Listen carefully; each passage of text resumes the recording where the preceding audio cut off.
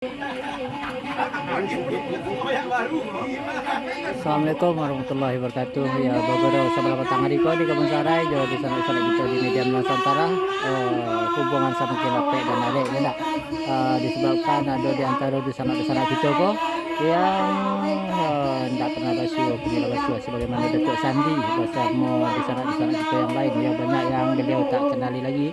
Alhamdulillah, sejarah muncul kembali di dalam ingatan beliau. Itulah acara di sebelah petang hari di Kebun Sarai. Assalamualaikum.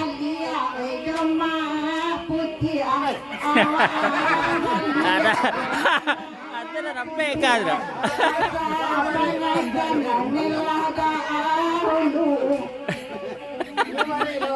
Balik lawan. Kecewa Nasir lah yang lawan. Kadang riak dia si Tanjuang Sani yang penyo sampai kamu muko yo. Kok jadi jo nel kini ko cari tabilang lah ko andaknya.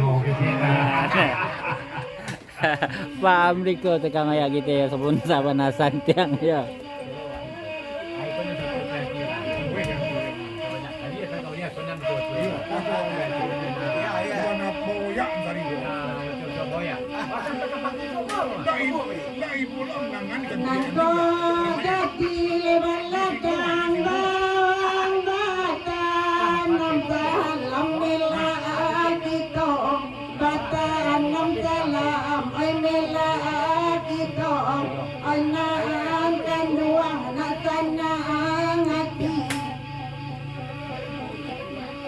Oh iya wawasamu sayang baca salam mela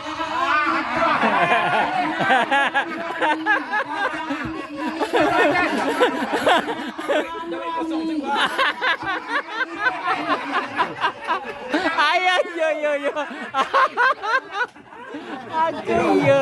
Hanya putih orang kapejong orang pagurau elok masuk. Eloknya putih baretong. Iko dipotongnya di kemanakan sakapandong. Kamang sa kaduna